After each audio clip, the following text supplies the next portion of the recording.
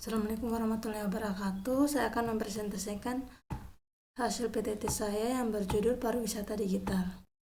Yang pertama yaitu pengertian pariwisata digital. Pariwisata digital atau biasa disebut digital tourism merupakan salah satu strategi yang efektif dan dapat diandalkan dalam mempromosikan berbagai destinasi dan potensi yang menarik dalam pariwisata Indonesia melalui berbagai platform. Salah satu bentuk wujud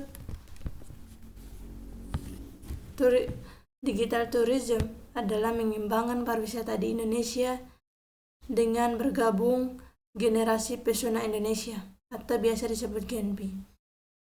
Buat teman-teman yang suka jalan atau suka kuliner, suka foto-foto dan aktif di sosial media, silakan bergabung di Gen B. Di sana kalian bisa memberikan manfaat dan mempromosikan wisata di Indonesia. Yang berikutnya yaitu jenis-jenis pariwisata. Jenis-jenis pariwisata yaitu yang pertama wisata bahari, yang dikenal juga dengan sebutan wisata maritim. Wisata ini berhubungan dengan olahraga yang dilakukan di air, seperti di pantai, danau, atau teluk. Yang kedua yaitu wisata budaya, yang bertujuan untuk menambah wawasan serta pandangan hidup seseorang. Dalam wisata budaya, terutama ke luar negeri, kita bisa melihat cara hidup masyarakat di negara tersebut, mempelajari adat istiadat, kesenian, dan budayanya mereka. Terus yang ketiga, cagar alam atau wisata yang dikenal juga dengan wisata konservasi, dilakukan dengan mengunjungi taman lindung, cagar alam atau wilayah yang kelestariannya dilindungi oleh undang-undang. Yang keempat yaitu wisata pertanian, merupakan perjalanan wisata di lokasi pertanian, melihat pembibitan di ladang atau perkebunan. Yang kelima yaitu wisata buruh. Wisata buruh bisa dilakukan di negara yang mempunyai daerah hutan yang dapat dijadikan tempat berburu. Tentunya tidak berburu secara sembarangan, melainkan mengikuti aturan pemerintah tentang batas wilayah pemburuan dan jenis hewan apa saja yang bisa diburu. Contoh di Indonesia, di Jawa Timur, tepatnya di Baluran. Yang keenam yaitu wisata ziarah. Kebanyakan dilakukan rombongan daripada per orang. Tujuannya ke tempat suci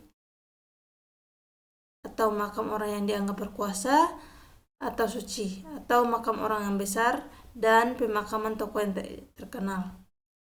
Yang berikutnya yaitu wisata konvensasi, biasa disebut dengan wisata politik. Contohnya adalah pengumuman yang tepat musyawarah, persidangan, dan pertemuan yang dilakukan secara nasional atau internasional, seperti Kongres Internasional di Berlin, Gedung Senayan di Jakarta. Yang berikutnya yaitu jumlah kunjungan wisatawan mancanegara di Indonesia dari tahun 2015 sampai tahun 2020. Dalam kurun 6 tahun terakhir, kunjungan pariwisata Indonesia cenderung mengalami kenaikan, utamanya pada masa perekonomian yang masih normal. Pandemi memberikan pariwisata Indonesia hingga menyebabkan kunjungan wisata mancanegara mengalami penurunan hingga 4 juta. Yang berikutnya yaitu jumlah wisatawan Nusantara di Indonesia. Perjalanan pariwisata yang dilakukan penduduk Indonesia sangat tinggi. Wisata tertinggi terjadi pada tahun 2019 sebesar 722 juta. Kenaikan yang drastis pada tahun 2019 diduga disebabkan karena pengaruh media sosial, di mana promosi media sosial di Instagram serta di TikTok. TikTok mempengaruhi banyak faktor, terutama pada pariwisata digital. Yang kedua, yang berikutnya itu persentase pengguna internet di Indonesia. Dari 6 tahun belakangan ini, pengguna internet makin meningkat sampai saat ini. Yaitu berikut tempat-tempat wisata di Indonesia yang mendunia. Tentunya masih banyak lagi tempat-tempat wisata yang ada yang sudah mendunia. Yang satu ada 20, masih ada lagi yang lain, nanti teman-teman bisa cari sendiri.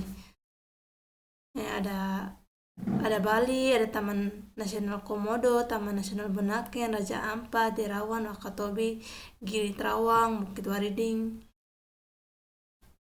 Pulau Tanjung Padan, Lombok Mandalika, Taman Nasional Bromo, Tengger Semeru, Gunung Rinjani, Danau Toba, dan masih banyak lagi. Destinasi wisata yang akan kita bahas yaitu destinasi wisata yang ada di Sulawesi Tenggara, yaitu Wakatobi. Wakatobi memiliki 4 pulau dengan keindahan yang menawan, yaitu Wangi-Wangi, Kaledupa, Tomia, dan Binongko. Yang membuat Wakatobi memiliki daya tarik untuk para pengunjung yaitu yang pertama, produk kreatif lokal. Wakatobi memiliki banyak sekali produk kreatif lokal yang berkualitas, mulai dari kuliner hingga kerajinan tangan, serta memiliki kain tenun khas yang merupakan salah satu warisan budaya. Banyak desa yang mempromosikan kain tenun dengan ciri khas masing-masing, salah satunya Desa Pajam. Yang kedua, keindahan bawah laut Wakatobi. Sudah tidak diragukan lagi, wilayah ini memiliki 750 spesies terumbu karang dari total 850 spesies yang ada di dunia. Dengan luas 1,39 juta hektar, Wakatobi memiliki 50 titik selam. Terus yang ketiga, Pulau Wangi-Wangi merupakan pintu gerbang menuju keindahan laut yang ada di Wakatobi. Pulau ini memiliki berbagai bentuk terumbu karang, mulai dari datar, landai, cekung, terjal, hingga bentuk seperti gua. Yang keempat yaitu masih di Pulau Wangi-Wangi, tepatnya di Desa Mula. Masyarakat yang memiliki kebiasaan dan gaya hidup yang cukup unik. Mereka adalah kelompok etnis Bajo yang percaya bahwa dirinya merupakan keturunan langsung dari laut.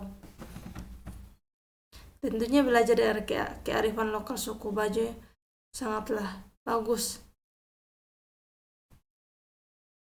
Ya, itu saja presentasi yang dapat saya sampaikan. Lebih dan kurangnya mohon dimaafkan. Assalamualaikum warahmatullahi wabarakatuh.